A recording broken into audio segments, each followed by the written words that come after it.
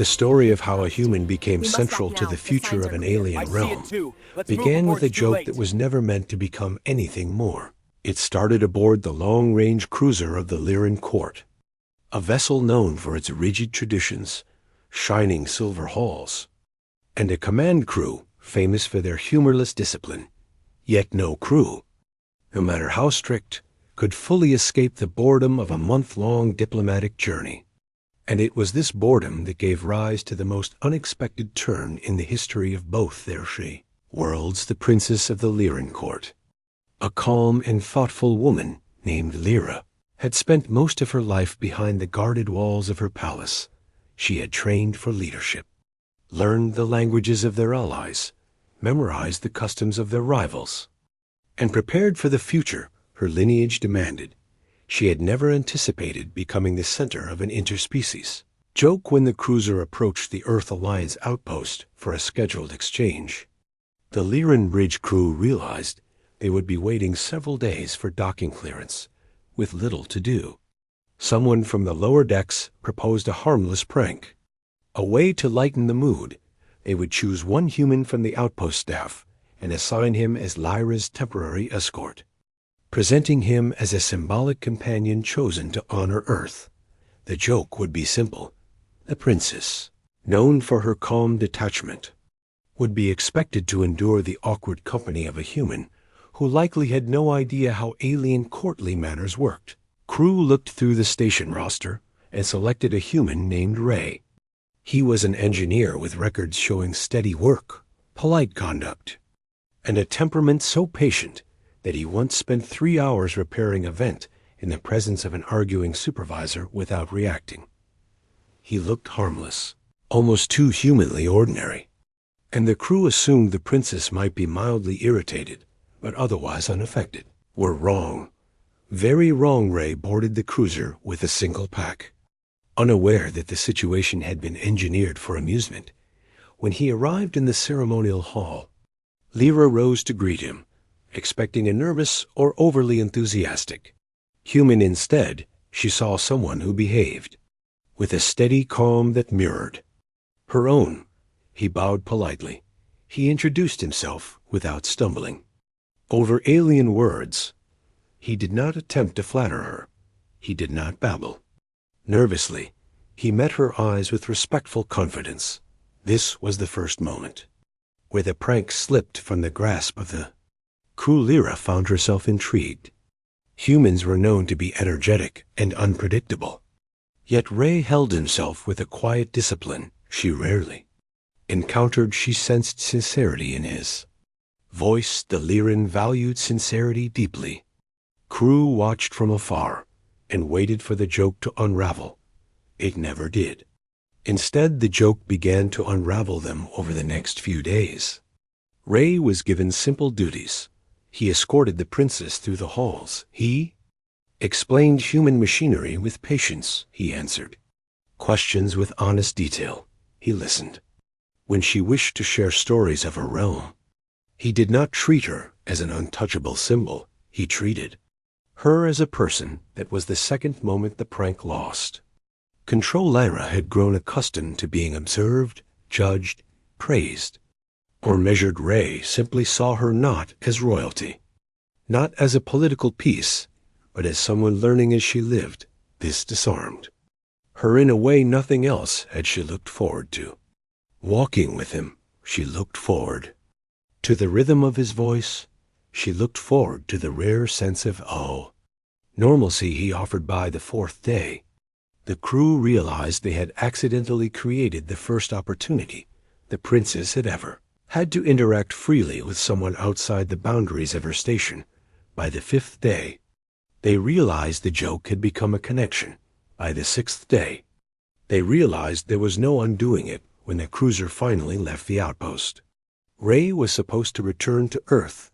He was packed and ready. Lyra stood in the departure hall, composed but troubled. The crew stood by, waiting to tease her about her time with a human.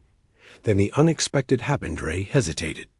His pack hung loosely in his hand. He turned to the princess with a look that held thought rather than fear. He asked if she would allow him to remain on the cruiser until the next diplomatic round. Offering to assist with maintenance, Lyra agreed before the crew could. Object, her voice was steady, but her eyes held a spark they had never seen. This was the third moment the prank collapsed into its true consequence. Ray stayed. He learned Lyran customs. He found ways to repair their systems. With ideas the crew had never considered, he brought humor into places that had known only formality. He taught the princess about human stories, about the stubborn courage of his species, about the endless drive that pushed humans to rebuild even after disaster. In return, Lyra taught him of the Lyran view of harmony, cycles, and collective continuity. He learned the language of her people. He learned the subtle gestures of respect. He learned what it meant to be accepted by someone whose world had always been. Distant weeks turned into months. The bond between them strengthened. It remained respectful. It remained calm. It remained genuine. Their closeness spread through the ship as a tale, retold at every meal. The joke that had once been planned for entertainment had transformed into a connection that shifted the atmosphere of the entire cruiser. When the ship returned to the Lyran capital world, the court was shocked. They saw their princess walking beside a human as an equal, and not just as a foreign companion. Ray's presence unsettled some, but intrigued many. He represented a world of unexpected possibility. The High Council summoned Lyra. They asked her to explain. She told them the truth Ray had shown her.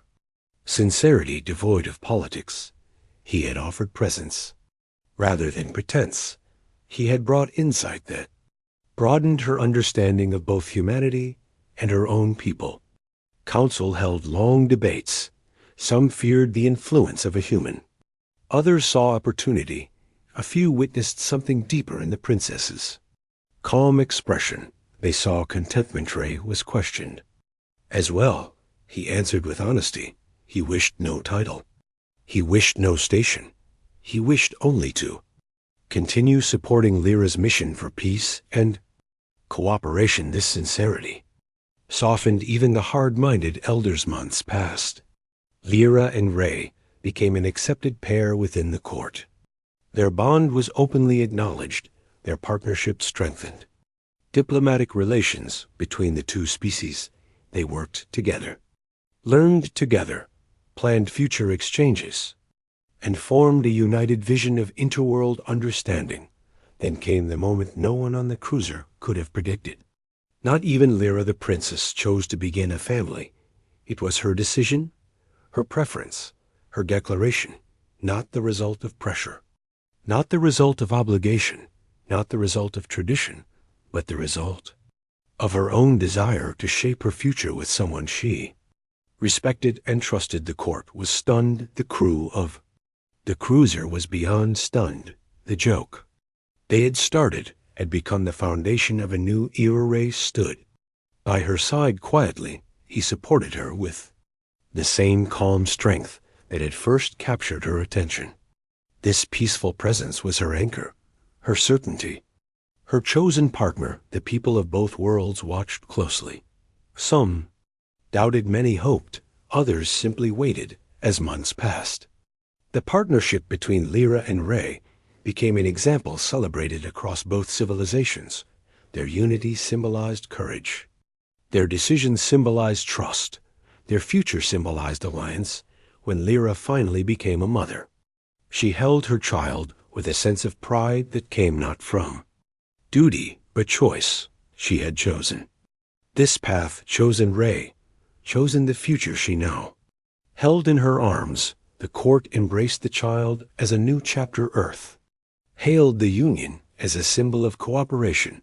The cruiser crew, once guilty of a poorly considered prank, now found themselves honored in stories for having set events in motion.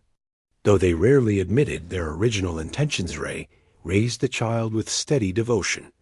Lyra led her realm with renewed wisdom. Together they formed a bridge between worlds, proving that unexpected beginnings can create the strongest foundations. And in quiet moments, When Lyra walked through the halls of the palace with her child in her arms and Ray at her side, she remembered the first time he had bowed respectfully in that polished hall.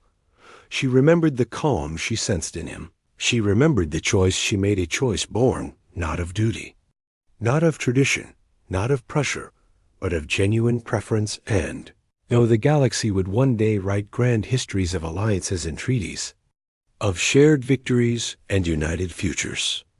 The truth was far simpler. It all began with a prank that brought a princess and a human together, a prank that became a bond that became a family that reshaped the destiny of two worlds, and in the end, the quiet sincerity of one ordinary human became the reason an entire realm stepped into a brighter future. The princess never regretted the path she chose, nor did the human who walked it with her. Their story became a reminder across both civilizations great. Change often begins not with intention, but with unexpected connection, and sometimes the future is shaped not by design, but by preference.